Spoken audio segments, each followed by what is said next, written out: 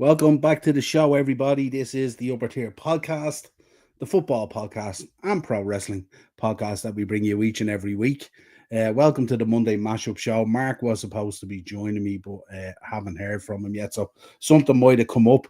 These guys are dropping like flies at the moment, and I'm the one that's sick. I'm the one that's sick at the moment, but let's see how it goes anyway. Different kind of Monday mashup for you tonight, obviously. Of course, before we begin, if you could subscribe to the channel, hit the bell notification button, and drop a like on the video. If you hear me coughing, folks, I can't help it. I've had this cough for about a week now. I get these it's like nearly a coughing fit, and you cough so much that then it goes against you, and it's like you're suffocating. I've never felt so sick, and I've been drinking every single different cough bottle. I've been chewing up every different lozenge. I had an antibiotic.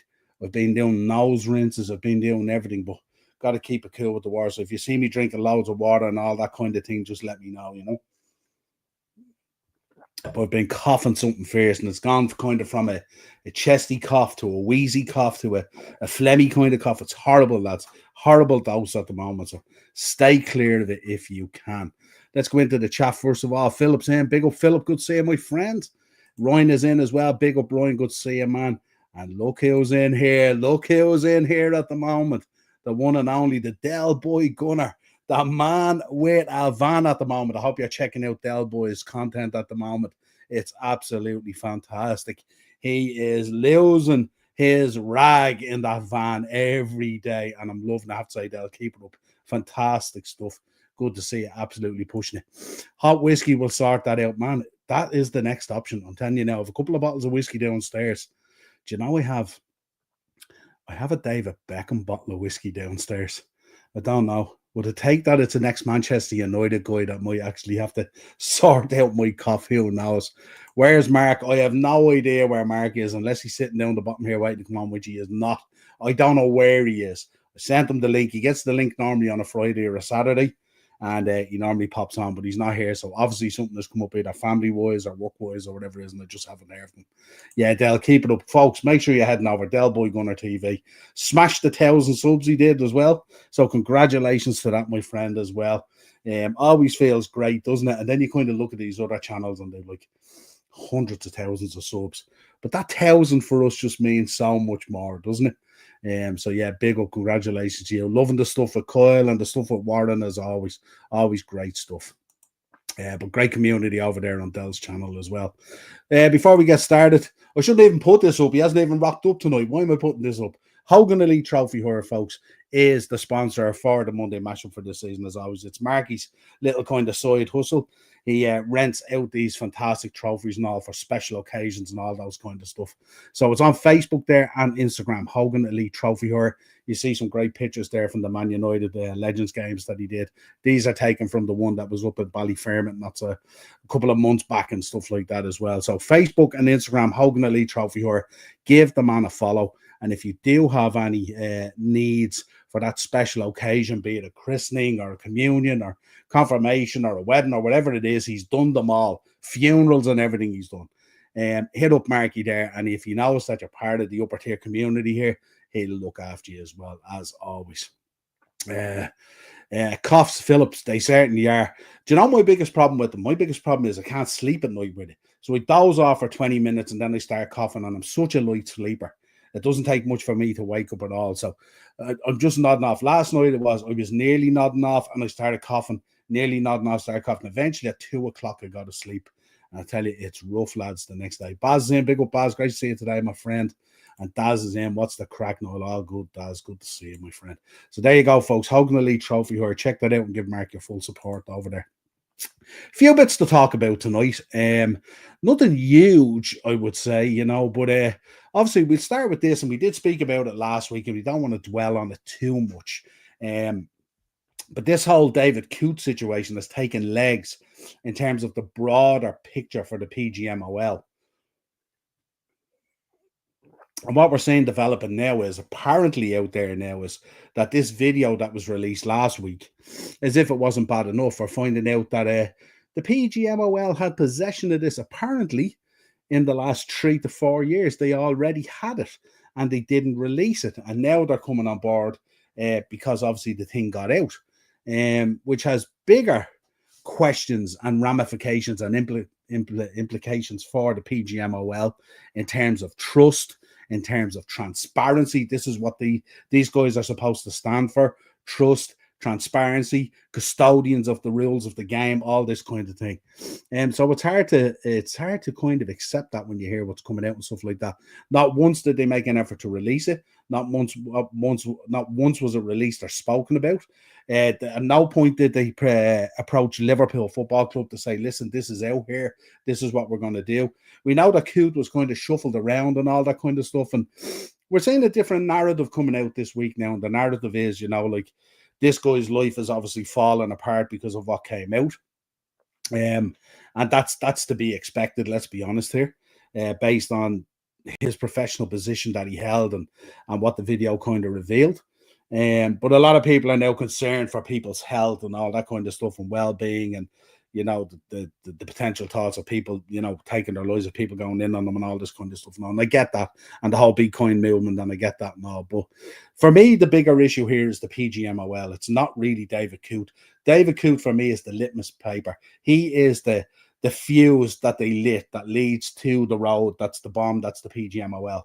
And I think what happens is now, at this stage, looking at the PGMOL and everything that's coming out, it's quite an untenable position. And really, the FA really needs to look at this along with the Premier League, and they need to go in there and they need to dissect down the PGMOL and see what the hell is actually really going on in there. And I don't think, I'm not coming at this from a Liverpool point of view or a Jurgen Klopp point of view, or even a David Coote point of view. I think this is a bigger thing that I think as football fans, I think we believed needed to happen. And I think now over time, I think with everything that's come out in the last week or so, I think it's time that actually happens. I think the days of Howard Webb just rocking up twice a week or twice a month on Sky Sports to give his little pity patter version of things and all that kind of stuff, I think that's a bit it's about brute force trauma at this stage, isn't it, really, when you think about it? And again, as I said, this is not just a Liverpool thing. Most of the clubs in the Premier League, if not all of them, have had terrible decisions go against them at times. Some of them costing them a lot of points, to the point where some teams,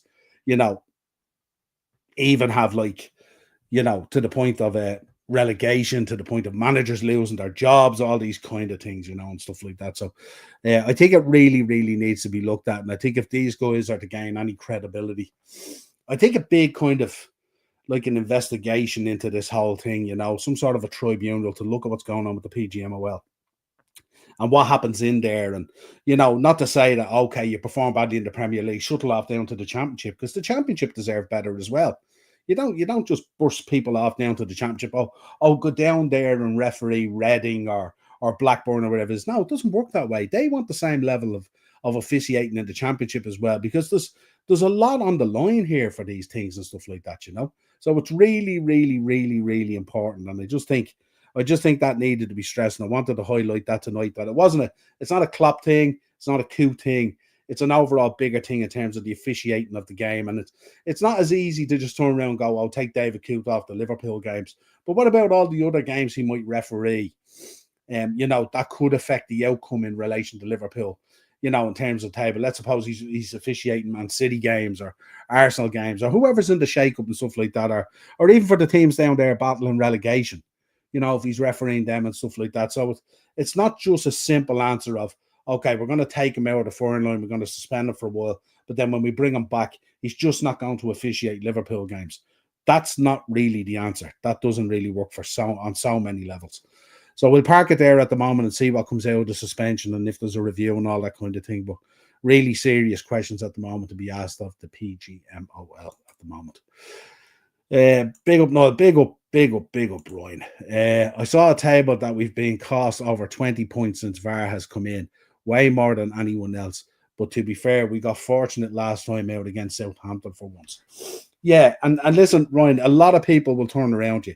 The counter argument to this is the decisions balance themselves out. Well, you see, sometimes when these decisions are made, they don't get an opportunity to balance themselves out. Like, for instance, let's suppose you're in a relegation battle this year, and on the last day of the season, a decision goes against you that shouldn't have went against you, and you get relegated. How do you balance that out? You know, it's easy to say within a season, and it's easy to say that if you're up in the top half of the table and you're not faced with a relegation battle and you're not going through all that stuff, but you're trying to get European spots as opposed to just being top half and all that. You know, there is no balancing out. You know what I mean? These are paid professionals now.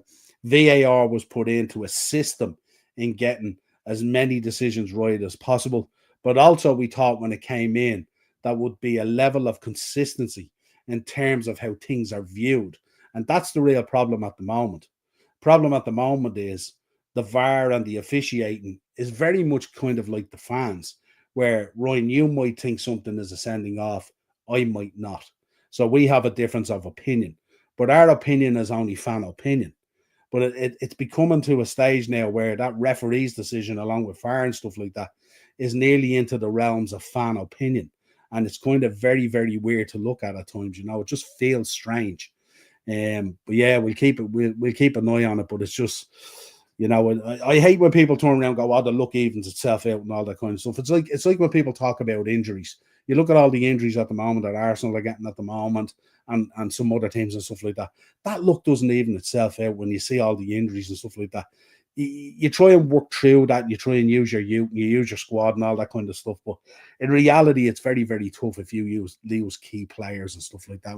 We felt at that time when we lost all those defenders that time and stuff like that as well. It's very hard to recover from it.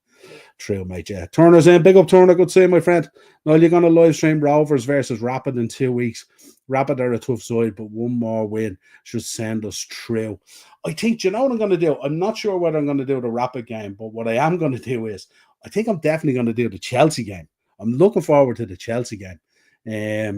But yeah, we'll see. I haven't ruled it out yet and stuff like that. No, it just depends if it fits in, and it depends if I'm streaming other shows at that time and stuff like that. No, but definitely we'll keep an eye on it. And if it is happening, just make sure you have the bell notification hit and the subscribe, and you'll know if it's going to happen because we'll put it up there and stuff like that. But yeah, it could be something that we do. Right, let's have a chat. What do I want to talk about? I want to talk about this man, Ruud van Nistelrooy. I was talking to the boys in the WhatsApp group, the United guys there yesterday, and I was thinking, I looked at this farewell that he gave, and I was thinking, okay, this is a guy who historically is a legend at the club and stuff like that. Been there, done it all, won it all that kind of stuff. But this statement that he put out was kind of a heartbreaking statement. Like as if I said to the guys, it really felt like as if he felt like he had been hard done by, that he, you know, and I assumed like a lot of people and stuff like that like Amorim would come in and want to keep him around, maybe not necessarily as an assistant, but certainly to work with him to get an understanding of, you know, they talk about that United DNA and stuff like that and all that kind of stuff and all. And I just thought he might be around a little bit longer and stuff like that, even till the end of the season. You got a lot of really, really young strikers in there. Xerxes in there, Hoyland's in there, Garnacho, Ahmad, all these players, and even Rashford. And they could only benefit from this guy being around. Now, the counter argument to that is he's been in there since the start of the season, and United somewhat have retracted in terms of goals and in terms of the performances of some of these guys up front. So that's the counter argument to that and stuff like that. But yeah, if you look at it, to everyone at Manchester United Football Club, in particular the backroom staff, the players and the fans, I want to thank you from the bottom of my heart for your incredible efforts and support. It has been a privilege and honor to represent the club as a player, coach and manager, and I will always cherish the memories we have shared together.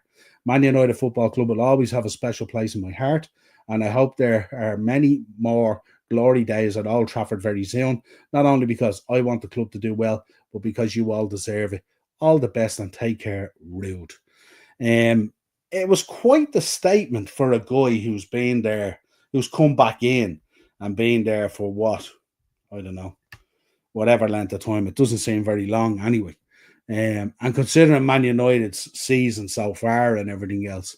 But it felt to me like he was kind of promised something, and they rode back on it. They went straight out and acted very, very, very quick in us in bringing in Ruben Amorim. There was no messing about, and everyone knows how I feel about Ruben Amorim. I had Ruben Amorim on my list way before we brought in Arne Slot. Not that I'm complaining in any way, but I just felt his style of football and stuff like that would be pretty good and pretty impressive, and a sea change from what we had. And I felt at the time with Klopp exiting the building that maybe we needed, a full change of how we did things and stuff like that. And I'm quite happy to put my hand up and say I'm happy I was wrong, that Arna's come in, tweaked a few things, changed a few things, but the basis and the foundation of what's there is still there, the work rate and all that kind of stuff. So happy to have what I have. But I think Amorim will be very successful. But yeah, with Rude, I just thought, I got the feeling that I think he came in thinking that he would be the next guy if Ten Hag exited the building, and at least till the end of the season to try and prove himself, maybe if he's worthy enough.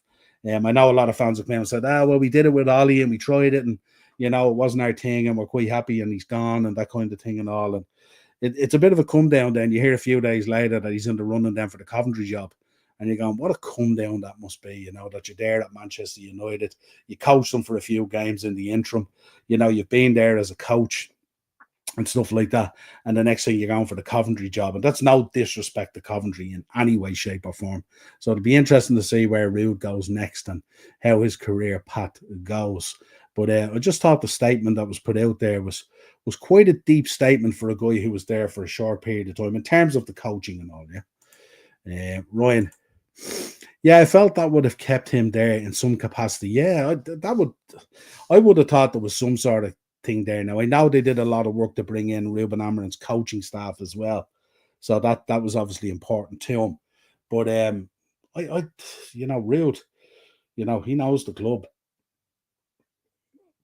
But maybe that's not what they wanted. Maybe Ineos and between themselves and Amorim, they wanted an absolute fresh start with no previous United interference or sugarcoating or whatever it was. So, yeah, but definitely interesting. Definitely interesting.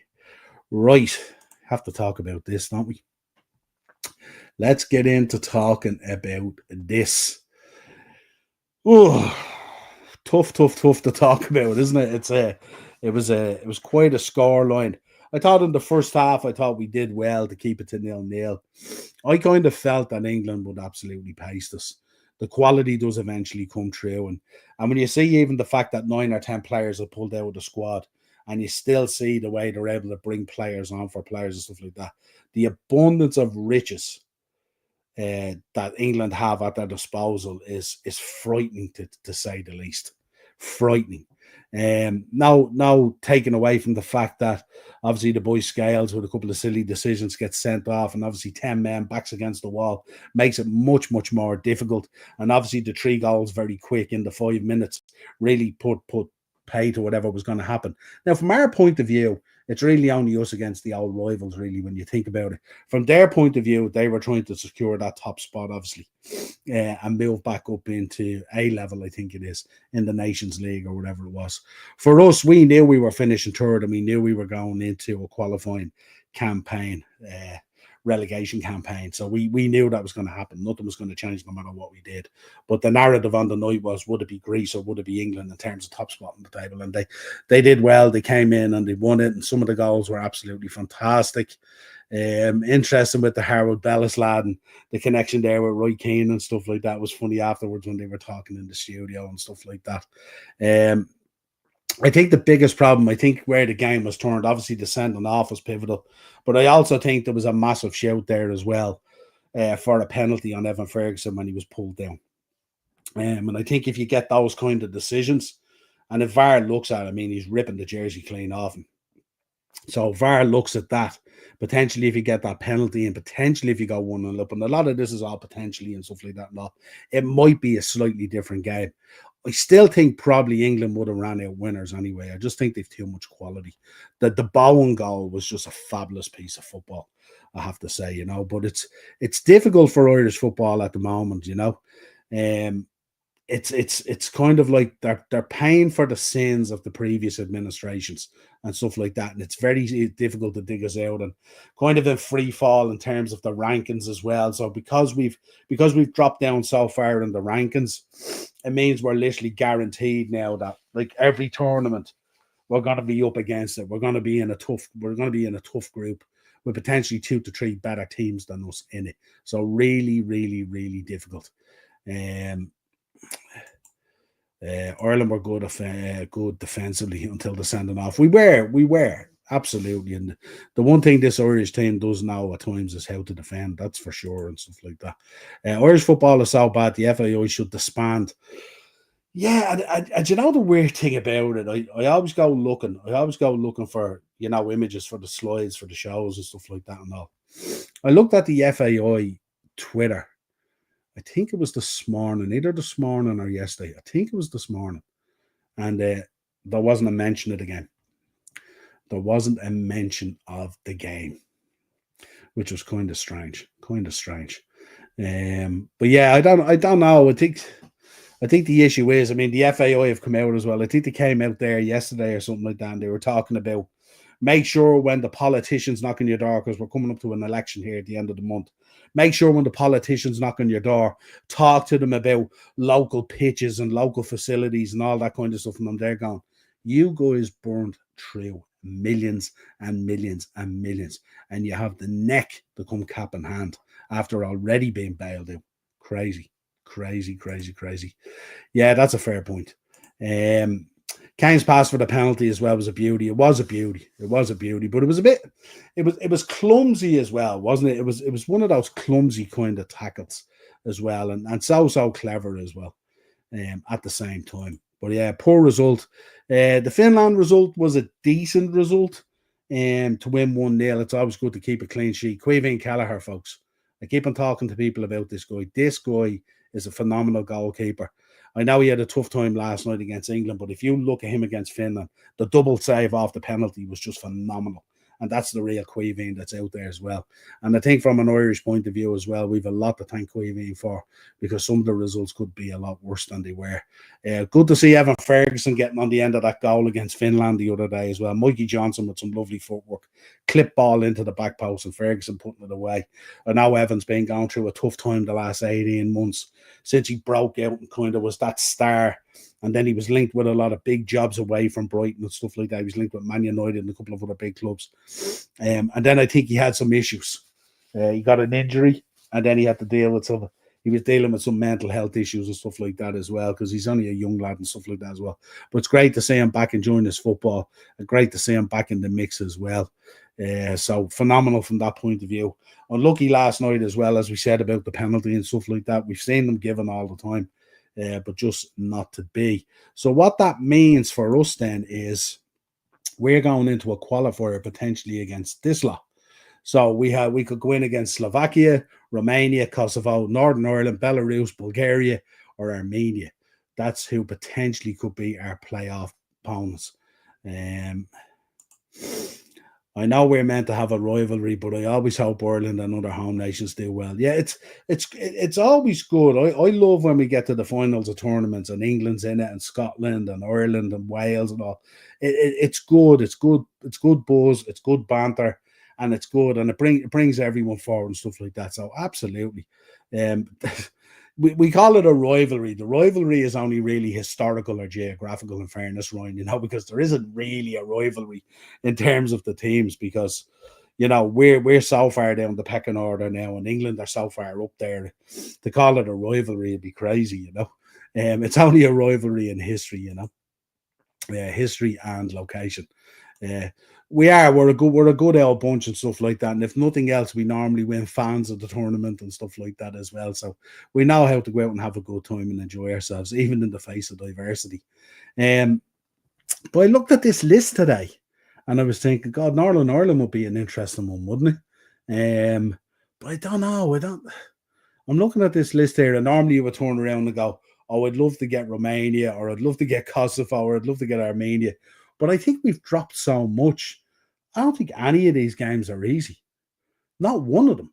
I don't fancy any of these over. I think it's over 2 legs as well. I think it is potentially. But yeah, there you go. So let me know your thoughts if you're in the chat there and you're an Irish football fan and stuff like that. Who are you taking off this list? Who's top of this list that you want to get drawn against? Acers is in. Hopefully it's Romania and they can take back the Jesus, Acers. My God, you're not holding back, eh? Bring a few back with them kind of thing, yeah? Good Lord. But there you go. So that's the potential list of playoff opponents. I suppose the Northern Ireland one would lead to an interesting narrative, but Northern Ireland have made leaps and bounds recently in terms of their footballing and stuff like that. And they start producing some really nice footballers. And now Ryan, don't even get me started on Acers. I'm telling you, man, he's a lunatic. Lunatic. But there you go. Saturday, 2 o'clock, we had the promotion relegation potentially, the playoff. And it was Bray Wanderers, my own Bray Wanderers versus Drogheda. Bray would be my local club. Rovers would be the club I followed in the FAI. But Bray losing 3-1 to Drogheda. What a week it's been for Drogheda. Picking up, first of all, last week, the FAI Cup. And then obviously winning the promotion relegation playoff, if you like. So Drogheda remain in the league, and Bray remain in Division 1 again. So unlucky. It's been a long road for them and stuff like that. And there's been some tremendous highs and some tough lows and stuff like that. And this would be a tough one to take, because you would think on the back of that Athlone result, being dead and buried and coming back and then getting in there in terms of penalties to get through and stuff like that, you might think this is our year. And Drogheda have had a really tough season down at the bottom of the table and stuff like that and all, but raised their game and obviously rode the wave of the FAI Cup into the playoff.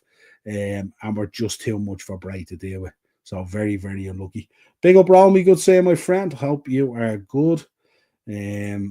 See you in there. But yeah, it was an interesting game, and it was always going to be a tough one. We knew it was always going to be a tough one, but I was kind of half looking forward to Bray Wanderers potentially being back in the Premier League, because they're so close to me. They're literally 10 minutes from here. And it would have been kind of cool to go to some games and all that kind of stuff and all, and bring some live footage and interviews and all that kind of stuff and all. But not to be, but we will keep an eye on Bray next season and all stuff like that in Division 1, as I always do. So what that means is then this is your lineup for next season. These are your 10 teams that will compete in the League of Ireland Premier League. So it's going to be an interesting one. The main change obviously is Dundalk going out, and obviously Cork City coming in, and be interesting to see how Cork now, what they do now in the off season and in the transfer window. And do they bring anyone in? Do they strengthen? What do they do? And how do they plan for life back in the Premier League? For years they had such an influence on it and stuff like that. And also can't wait for the new season to get started. Really going to be interesting. Yeah, we got to talk about Katie as well. Yeah, Katie, fabulous win there the other night and stuff like that and all. And you know, I was glad to hear that Serrano's camp came out afterwards a day or two later with the shade that they were throwing, stuff like that, that they kind of rolled it back and stuff like that. I think it was in very bad taste. Look, we know that Katie at times, her style, the way she boxes and stuff like that, kind of leads with her head and stuff like that. And if the timing is perfect, you're going to at times get that clash of heads. But to turn around and sell the narrative that Katie's going out there with a view of loafing people to break them up and, you know, split them open and stuff like that is absolutely preposterous. It's just crazy. This is a girl who's been unbelievable for the sport of boxing. She's the greatest female boxer that's ever been. And, you know, some people would say if you look at her accolades and you look at her records and everything, she's done it all, won it all, in multiple divisions and all that kind of stuff. She may go down as she's probably going to go down as one of the greatest boxers ever. Forget about the male and female thing. She's been a phenomenal person for the sport. She literally brought women's boxing by the scruff of the neck into the Olympics and into the Europeans and all, and into the professional scene and stuff like that. So there's a lot that people have to be thankful for Katie Taylor and the efforts that she made in terms of boxing and stuff like that. Weird then to follow that with the fight that came after it, the Tyson Jake Paul fight. That was just, to me, it's just kind of weird. These guys are, you know, Tyson going around with his backside hanging out backstage with the protection gear on and stuff like that was kind of weird.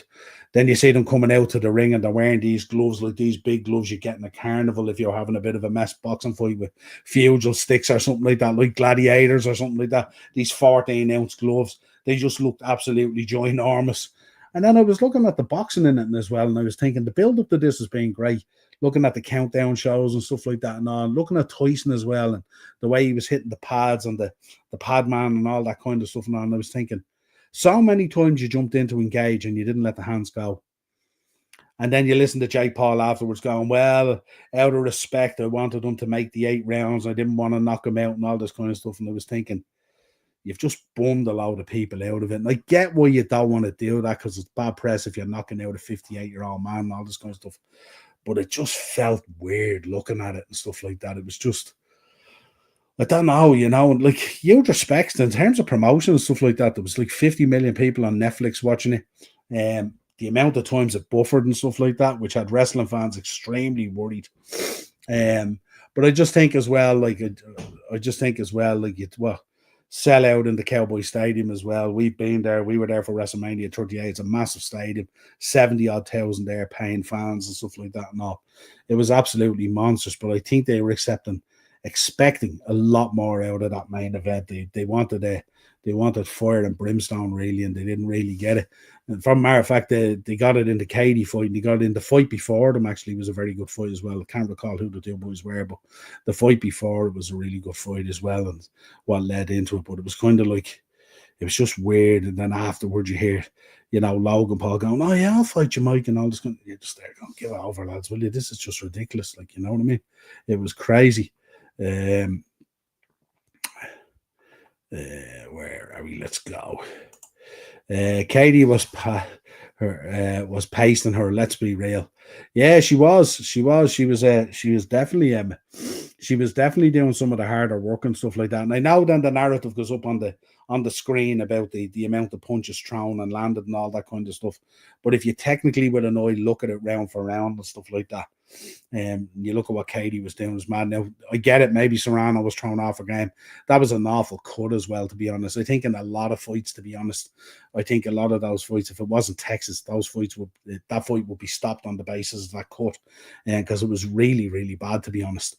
But in Texas, it's always a little bit crazy and stuff like that, as we know. Everything's bigger in Texas, isn't it? But yeah, it was mad, Ryan. Yeah, I need to rewatch the fight, Romy. If you're gonna rewatch it, Ryan, the way to rewatch it actually is rewatching on mute and score it yourself round for round, and you'll see. It's kind of slightly different than if you're actually listening to it. When you're listening to it, you can get swayed by the commentators and Maro. I love Maro Ranallo and all and stuff like that and all. But you can get really swayed by Rosie Perez or whatever it was. She was putting stuff out there and all, and the narrative was set against Serrano and all that kind of stuff. And then the weird thing was, what was that as well, that Ariel Helwani just going over in round, was it 6 or 7 or whatever it was, and he interviewed Serrano's coach or something like that, and he was giving it the Billy Big Balls all about the busted head and what was going on and all this kind of thing. And I was just there going, this is crazy, because like, he didn't jog over then and have a chat then with Katie's corner. So there was a real narrative being set here. It just felt really, really weird. That was elder abuse on toys. Did you see him at the end of it when he was being interviewed in the ring and all stuff like that? He was just like shriveled up and stuff like that and all. It was weird. It was like, I don't know. Did they have to do something to get him to the fight or something like that? Or I'm not too sure, because he certainly wasn't that guy that was in the countdown shows bashing that Padman to bits. That was not the same Mike Tyson. So unless they had a double or it was AI or something like that, I don't know. Netflix kept skipping, but a lot felt Serrano did enough. She outlanded Taylor by over 100 punches. Yeah, I know, but do you know what it is? I think the other thing I think is weird as well that people don't realize, I think about judging as well. It's not just about punches landed. I think a lot of those judges at time, especially with women's boxing as well, because there's always a high volume of punches going in and stuff like that. I think it's more about significant strikes as well. And a lot of them score it based on that, And remember, you had 3 judges all agreed at 95, 94, and that was also with a point deduction. So I think it was more significant that. But I think when you're looking at it again, Ryan, if you do look it back and you do look at it on mute and stuff like that, have a look at significant stuff when Katie goes into the pocket and the flurry of punches that she hits and how many of them snap and land, stuff like that. If you look at Serrano as well, her style of kind of walk and take Katie down in the ring and stuff like that doesn't really work because of Katie's movement and stuff like that. So you see a lot of what Serrano does, it kind of nearly at times look like, and look, they're 2 fabulous athletes, don't take anything away from them, but I think at times Serrano's work nearly looks like a lazy bullying type worker, because Katie's so much bigger as well. Katie's a much bigger girl as well, because obviously Serrano's coming up, is it 2 weight classes or 3 weight classes or whatever it is, and she's a very, very dangerous opponent and stuff like that. But yeah, I think the narrative was they wanted Serrano to win, so you go to the best of three basically, and that's kind of dead in the water. And then you see all the stuff that happened backstage with Eddie Hearns, um, and all that kind of stuff and all. So that left a bad taste. You seen Katie's manager getting involved and all, telling them to get lost. Either we all go up to be interviewed or no one goes up to be interviewed, because we knew if Katie had gone up there on her own that they would have dug in on her and stuff like that and all, and would have been out of order. It was an absolute war, but it was an absolute war. I don't think we've anything to worry about in terms of the skipping, folks, as well, in terms of the wrestling and all, because I don't imagine Monday Night Raw on Netflix is going to garner at like 50 million viewers and stuff like that. I hope it does, but I doubt it. Taylor was a little naughty with the head going in, but that does happen a lot when Southpaws fight Orthodox. Absolutely, Ryan. That's her kind of style, but you know, to turn around and they were selling that narrative that she's busted open the last three opponents and all, and that this is now a game plan and stuff like that. That's not in Katie Taylor's nature whatsoever. Mike Tyson just wanted that 20 million bag. He did, and he got it. Scotland just scored 2-1 against Poland. Andy Robertson. Oh, nice Robbo. Just want him out of that game and back fit. That's all I want. Scotland winning. Stop the world. I'm shook. There you go. They have that ability to show up at times and stuff like that. Yeah, I do usually do that, mate, when I watch the UFC. Yeah, absolutely. I can't judge who won, as my Netflix was pissing about. Definitely, 100%. She's 38, and the way she digs deep for the win is quality. This is a girl who had to spar with guys when she first started out. She ain't no pushover. She certainly ain't no pushover. And don't forget as well, she's had a lot going on outside of the ring in her life as well. The issues with the dad and everything else that went down, and you know, obviously stuff with trainers and various things and stuff like that and all. So, you know, Katie's an absolute she's a gem, and she always makes time for everyone. Local girl here as well. Where she grew up boxing in that gym is literally 10 minutes in my gaff. So Katie all the way, folks. They should do another fight anyway. It was a great fight. They may do that, but there is a bad taste in people's mouth at the moment over. So it may or may not happen. I'm not too sure. But we shall see. We shall see what comes out of it. Do we have to talk about this guy? Do we have to talk about this utter fucking nonsense coming out of this guy? And listen, I was a big fan of Troy Deeney and stuff like that, but for Troy Deeney to turn around and say that Mo Salah is not world class is absolutely shocking. Absolutely shocking. It's absolute nonsense. His own colleagues on TalkSport, Alan Pardew and all, have been coming out absolutely chastising about this kind of nonsense and all. It's absolute rubbish and stuff like that. And it's real clickbait stuff that comes out and stuff like that. Mo Salah walks into nearly every team on the planet. Let's be honest about it. When in his peak of his prime and everything else and stuff like that, there's not too many teams that keep him out. He's been phenomenal for Liverpool. He has lit up the Premier League in so many years. He's been so consistent and stuff like that. And Troy Deeney has a slow memory as well, because I was at a game in Anfield where we played Watford, and Mo Salah ran the show that night, and we absolutely tore Watford asunder. I'm right in thinking, I think it was either 5 or 6-0. I can't recall straight away, but I know it was a huge scoreline. And I know Mo Salah was literally nearly involved in most of the goals that night. And he absolutely tore that right wing of Watford absolutely apart. So for Troy Deeney to come out and do this, it's kind of like you get a slow week in news, don't you, when it's international break, and people come out with some weird hot takes. Like I've seen some of the Twitter accounts today linking us with Christian Pulisic off AC Milan. This guy is emergency room level and stuff like that. What was he like when he was at Chelsea and stuff like that? And I just thought, you know, you're in international week break, don't you, when this kind of absolute garbage is being reported on. And I don't know why even the X accounts out there and stuff like that put it out there, because you just make yourselves look awful. You make yourselves look really, really awful. Liverpool linked with Christian Pulisic. Why? In what shape, realm, form, any kind of life would Liverpool be linked with Christian Pulisic? Just let's stop this absolute garbage. It's bad enough we took Chiesa. Just boils my blood. I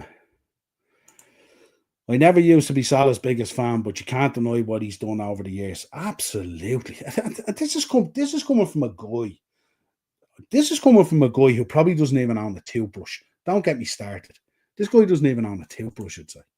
Troy Deeney saying a player like Salah isn't world class is like a blind man saying your curtains are rotten. 100%. Troy Deeney only career highlight is the promotion goal. Yeah. The goal against the penalty against United. Remember the penalty laid on? Was it? Remember that one? Quality. I do remember that one, stuff like that and all, but it's just absolutely stupidity and stuff like that. You know what I mean? To be coming out with that kind of nonsense. And listen, Talk Sport at times is full of this kind of garbage. You know what I mean? But like, there's levels to the amount of clickbait and garbage that you can put out there. You know what I mean? At some point, there has to be a certain amount of honesty about things. You know, like I can sit here as a Liverpool fan and tell you that I think David Beckham was world class. I don't have a problem with that. I can turn around and tell you that Rooney was world class, and I can live with that. I don't sit here and go back and go to get likes and views on the channel and go, you know, Wayne Rooney for me was never world class. What sort of garbage does this guy come out with? It's crazy, you know what I mean? Like if you want to be impartial and you want to have a conversation about football, how would you start at it with this? You know what I mean? And the thing about it is, this just paints TalkSport in a really bad light as well, because they're looking at this going, this absolute idiot coming out with this kind of stuff. You know what I mean? It looks terrible. As a United fan, Mo Salah is world class. Absolutely, Philip. He can get into any team in the world. It would be sad to see him if he leaves at the end of the season. He is a huge part of what makes the Premier League at times so special. He rocks up every week. He's rarely injured. He performs at a very high level. He creates a lot of what Liverpool is about most of the time and stuff like that. But not only that, behind it all, he's an incredible human being and an incredible ambassador for football and stuff like that. And of all the people to take a joy at, and a guy like Troy Deeney, you know what I mean, who's like, you know what I mean, who has never, you know, who has reached a certain level of football, let's say, and stuff like that, you know what I mean? It's really, really, really poor taste. And to be honest, someone should bring him into the audio, into the studio and ask him what the hell is he on about. And I seen something today where people were talking about, okay, but you look at Ronaldo and Messi and Kaká and all these other great players and stuff like that.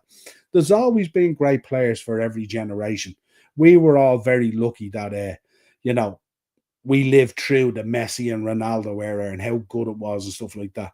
But let's not forget the Premier League when it was back when and all, and we had Shearer and, you know, Terry Henry and Dennis Bergkamp and all these great players and stuff like that, you know, Steven Gerrard, Frank Lampard, you know what I mean, Scholes, Giggs, Beckham, Roy Keane, you know, all these brilliant players that built this Premier League at times to what it is and all that kind of stuff.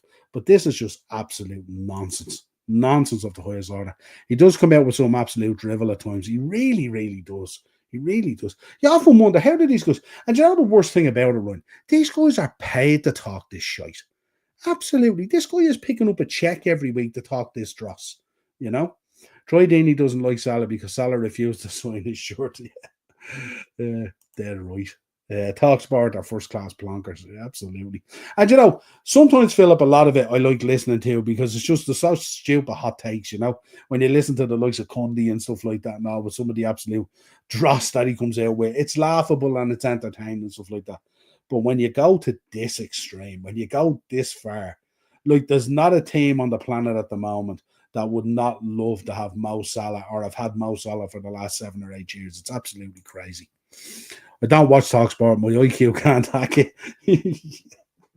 I know, yeah, and I agree. It's just mad. Some of the takes, and even some of the takes this week, like about, you know, the PGMOL and David Coote and all this kind of stuff and all. And these are the people who like will turn around and go, "Oh, we need to back off that now and all. You know, we don't want anything happening here and all this kind of thing." These are the same people that will railroad managers and players out of clubs. This is the same people who like got consumed about Marcus Rashford the other day being at a basketball game, absolutely hounding him coming out of MSG. Little did they know he'd been over in America football training and stuff like that and all. Absolutely giving him dog's abuse about the fact that, you know, he hasn't had a great season. He hasn't been playing well for a while and all. What's he doing during an international break where he wasn't called up enjoying a game of basketball? These absolute hounds. It's incredible, you know what I mean? It's just incredible. You ever notice every ex-player on TalkSport don't have a winner's medal between them? Yeah. You do see a lot of that, don't you? And the ones that do, the Martin Keowns of this world and stuff like that, who do be on it, these are the guys who are absolutely patronised and taken down a step and tore asunder by some lads who never kicked the ball in their life. Good point, Rowan.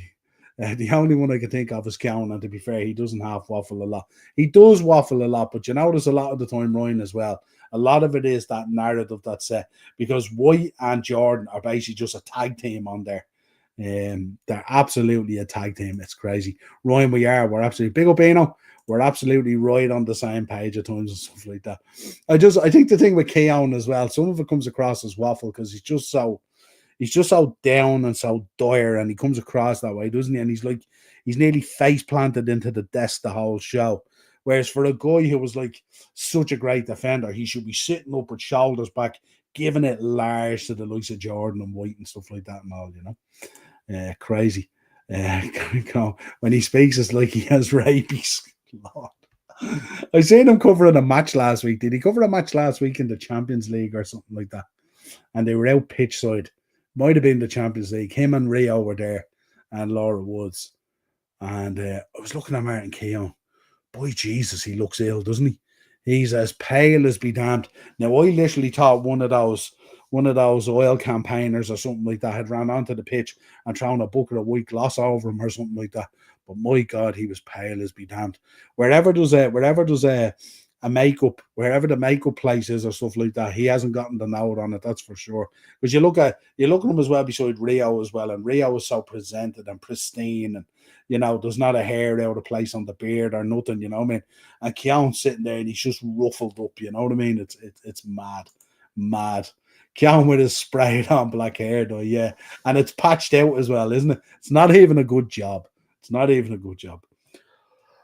Excuse me. But yeah, fun. Thought I'd bring that up and he'll get going and stuff like that. What else do we want? This man, we have to talk about this one. Yeah, and Rio has the tan done as well. I'm telling you, man, he just looks pristine. Like Rio looks like, look, what did they say the other night there? Was it his 50th the other night, I think? Definitely wasn't his 40th, so it must have been his 50th, I think, anyway. And that's nice today. Looks the business, doesn't he? Still looks the business. Got to talk about this, man. An update on this week. News kind of coming out in dribs and drabs that he has signed a 1-year extension. People getting very excited about the fact that we may only have to tolerate Pep through to 25, 26 and stuff like that. But in truth, he's probably being very, very careful in terms of no one knows how 115 is going to go. And from his point of view, probably didn't want to try to sign a 3 or a 4-year extension and then get caught in that. And if anything was to happen, or City were to get relegated or dock the huge amount of points or go down a division or two or have transfer bans, all this kind of thing would make life very difficult for him, because life at City at the moment is quite difficult for him anyway after losing 4 in a row, something he's not used to. So it's an interesting one. Where a lot of people were thinking, right, so we only have him 25, 26. But I think possibly what happens is he might look at that again, pending on the outcome of the case, the charges with the Premier League and stuff like that. Simon Jordan looking like a specky kid from Stuart Little in middle age. Yeah, it's absolutely. I think Rio is 46. I'm not too sure now. They didn't mention it on the broadcast. Maybe you're right now. You could be spot on, but I thought they were talking. Maybe they said he was heading towards 50 or something like that. I didn't catch it all. I thought they said it was his 50th or something like that. So I'm not too sure. Pep has his emergency luggage backpack already in the wardrobe.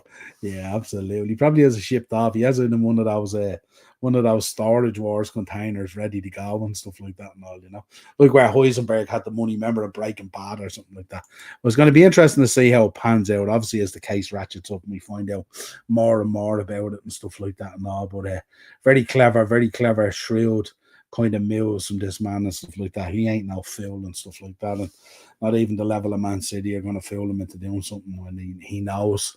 Wanted to get your thoughts on this as well. Alan Shearer released his team of the season so far. And I wanted to get your thoughts on it. Let me know if there's anything. Oh, funny enough, Troydini, Mo Salah's in there. Funny enough.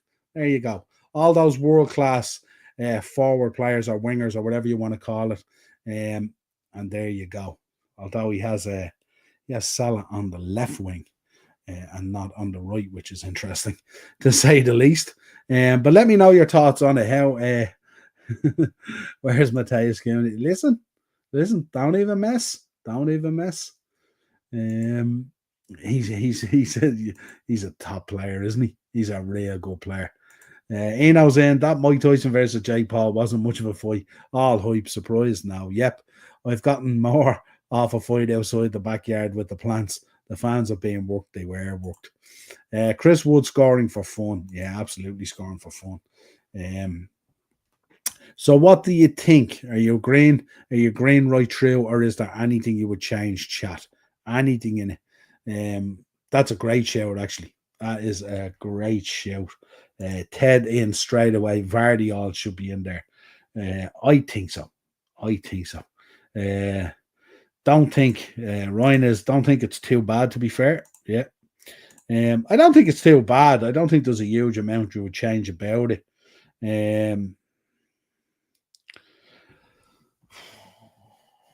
I think he was very clever in the way he moved the front guys around. Obviously, Wood in the middle is a great shout. I don't think too many people would argue with that. I think he's been sensational for Forest this season. I think that the selection of the two boys, I'm not discounting Mbeumo and stuff like that, or Salah, but Salah on the left feels like a bit of a crowbar job. I think if you're going to put Salah in, you have to put him on the right. And then maybe you pick someone else on the left, and maybe that takes Mbeumo out of it. But do you take Mbeumo out? I'm not too sure. Midfield of Caicedo, Palmer, and Gravenberch. Again, it's an interesting one as well, because Gravenberch probably should be where Caicedo is. And then does that take Caicedo out? What way does that work? Obviously, Gravenberch has had a sensational season so far for Liverpool. But he's been very clever in the way he's put players in. It's like as if he's going to put players in to keep certain fan bases happy and stuff like that and all. But you can't pick a team of the season so far and just start putting players wherever you want. You know what I mean? You could argue the same thing with Virgil there. Virgil's occupying the Konate position. Now we know he can play it and stuff like that, but are you doing that to accommodate the other boy, Milinkovic, in there and stuff? Robinson, I don't have a problem with at all. I think he's a great left back. I'd love to see him at Liverpool, either him or Aït-Nouri. He's one that I've spoken about an awful lot. Trent at right back. Let me know your thoughts on that. Certainly, he's been much better defensively this year under Arne Slot and stuff like that and all. And Sells in goals. Is that what you would be going for? Where are we? Murillo could be in there over Milinkovic. Yeah, absolutely. He's had a sensational season, man, Murillo. What a job he did on us on Anfield. He was absolutely phenomenal. But if you're putting him in, then you're probably putting him on the other side, aren't you, Ryan? And then you're shifting Virgil over. So that gives you more of that balance and stuff like that. But both have been very good. They have both been very good. Don't know about Caicedo being in there either. Probably go Smith Rowe myself. Smith Rowe. Interesting. Virgil definitely has to be in there. Yeah, I think so. Yeah, absolutely. Romy, I'll go Smith Rowe as well. Poker. It's a great show. So we're going Smith Rowe over Caicedo. Okay. Interesting. Arne Slot has Liverpool lighting up the Premier League like an Amsterdam spliff. He does. Hopefully he comes back and remains that way as well. Aït-Nouri would be good in that Liverpool side. Oh man, Ryan, tell me about it. I think we were close. Were we close in the summer? There was discussions. I wonder how close it was. And now I believe they're looking at another boy now. Who's the guy I was looking at today? I know they're looking at your man Ryan Cherksey. Cherksey, is it Cherksey? And then they're also looking at who was the other one they're looking at? Can't remember. It's gone out of my head now. Kerkez. Kerkez as well. These are the guys they've been linked to at the moment. I think there was one other one as well. And then that Christian Pulisic garbage as well. Caicedo has been good this season. He has. He's been very good in fairness. He's looked more like it. Keeper maybe should be Onana if we are talking most clean sheets. I was only thinking of that today, Ted, absolutely. Because we had spoke about Onana a few weeks ago and how much he's probably, if you look on the basis of last season, is he probably the most improved goalkeeper in the league? Is that a shout? You know, there's so many good goalkeepers in the league, though. But yeah, I think when you look at where he was last year, and it was an absolute disaster compared to this year. I think this year he's been he's definitely been United's most improved player, I think. And if that's the case, then you know there's definitely a show for him. Obviously, Allison would probably be there bar injury. Yeah, absolutely. I don't know with Quivine stepping in if he's played enough games. Is there a show for him? He's certainly been very, very good. You guys take 8 Nori and we'll take the Scouts Jaden Smith. Yeah. Oh my God. My God. Starting to find his Inter Milan form. Yeah. Yeah, definitely. Definitely. Absolutely. Absolutely. Be interesting to see, Ryan, won't it? Be interesting to see how he develops under Amorim. How he fits into, like, if Amorim does go 3 at the back. I don't think he'll do it straight away, but when he does get there, how Onana works. I think that change of style of play as well might absolutely suit Onana down to the ground and even push him on even further. Did you see that where we were linked with Endo, Niall? I did see that, absolutely. I seen it, yeah. So I'm wondering, is there some sort of a deal to be done there? I wonder. He's a good player, Ryan. He's a good player.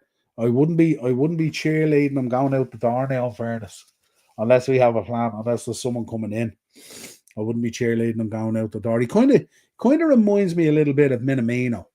Minamino, when he got his opportunities and stuff like that and played in the cups, he was really, really good. I just don't think Klopp absolutely trusted him then for the Premier League and stuff like that.